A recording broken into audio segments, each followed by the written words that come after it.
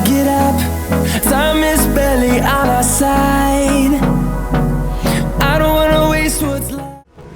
Hey, what's up, people? So, I'm again with a new video, and today मेरे सच बताओ तो मेरे पास कोई कंटेंट नहीं था, कुछ नहीं पता था क्या बनाना है, कोई आइडिया नहीं था किस चीज़ पे वीडियो बनाऊँ।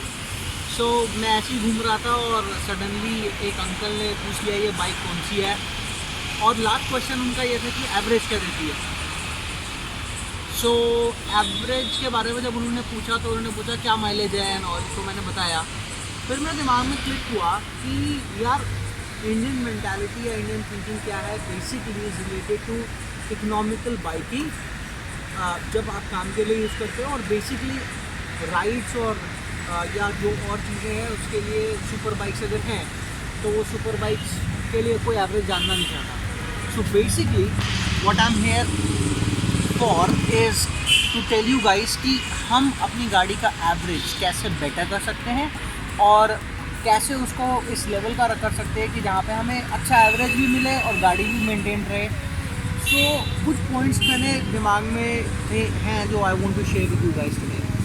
सो पहला पॉइंट है कि जब आप अपनी गाड़ी पार्क करो, पहली बात तो हमारी गाड़ी जब पार्क होती है तो वी आर नॉट श्योर कि हमारी पार्किंग धूप में है या फिर कहीं ऐसी जगह है जहाँ पे शेड है। अगर आप धूप में पार्क करते हो तो देयर इज़ अ रिकमेंडेशन कि अपनी गाड़ी पे एक टॉवल या कुछ अपनी टंकी पे इस जगह, अपनी टंकी की इस जगह कुछ टॉवल या कोई कपड़ा रखिए, और उसके बाद टॉवल रखने के बाद कवर चढ़ाइए। बेसिकली क्या होता है, उससे आप 5 to 10% of the fuel wastage रोक सकते हैं। सेकेंडली जब हम बाइक चलाते हैं तो हम गियर शिफ्ट करते हैं। गियर शिफ्ट जब करते हैं तो हम क्लच बहुत ज़्यादा यूज़ करते हैं या फिर ब्रेक बहुत ज़्यादा यूज़ करते हैं।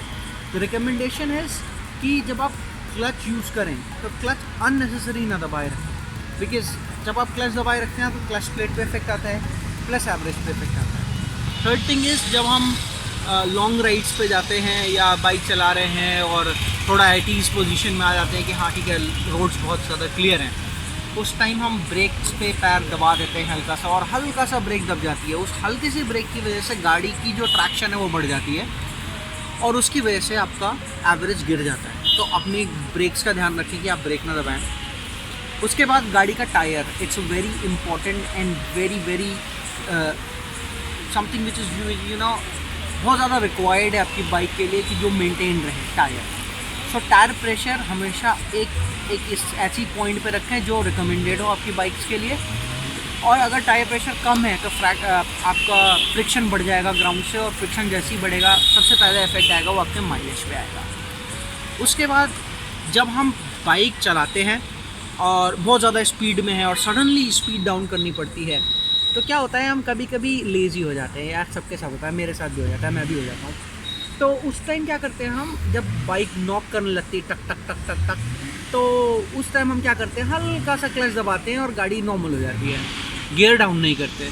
तो उस टाइम गाड़ी सबसे ज़्यादा फ्यूल आपका कंज्यूम कर लेती है। फिर हम आते हैं दूसरी चीज़ पे जो कि है बाइकिंग। जो हम आजकल यूथ, मतलब हमारे फ्रेंड्स थे, बहुत सारे फ्रेंड हैं जो चलाते थे और हमारे आज भी यूथ चलाता है गाड़ी, लाइक जिप जैप।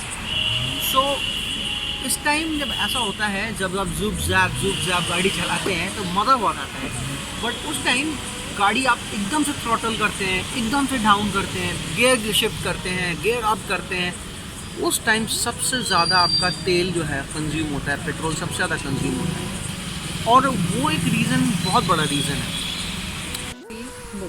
सो अभी लास्ट पॉइंट तो नहीं कहूँगा, बट हाँ पॉइंट ये भी है कि अगर आप फॉर एग्ज़ाम्पल ऐसे एरिया में रहते हैं जहाँ पे बहुत ज़्यादा धूल मिट्टी हो, गांव साइड रहते हैं या फिर खेतों में बाइक ले जाना पड़ता है, ऑफ रोडिंग ज़्यादा करनी पड़ती है, तो आफ्टर एवरी सर्विस 500 से 1000 किलोमीटर पे अपनी चेन को लुब्रिकेट ज़रूर करें, स्प्रॉकेट दोनों को सही से ऑयलिंग करें। रीज़न भी, अगर वो टफ़ रहेगी घूमने में तो आपको ज़रूर माइलेज पे इफेक्ट पड़ेगा। And one more thing, for example जब हम बाइक स्टार्ट करते हैं तो हम बहुत ज़्यादा उसको रेव करते हैं और फिर पहले गियर में डालते हैं, जब हम पहले गियर में डालते हैं तो चेन पे टेंशन बढ़ती है और चेन बहुत ज़्यादा तेज़ से झटका देती है, तो वो जो झटका आता है वो चेन पे बार बार लगने से चेन ढीली होती है। तो these are the things which you have to always remember, always ध्यान रखना है कि हम बाइक को इस तरह रखें कि हमारा एक हिस्सा है हमारी फैमिली का।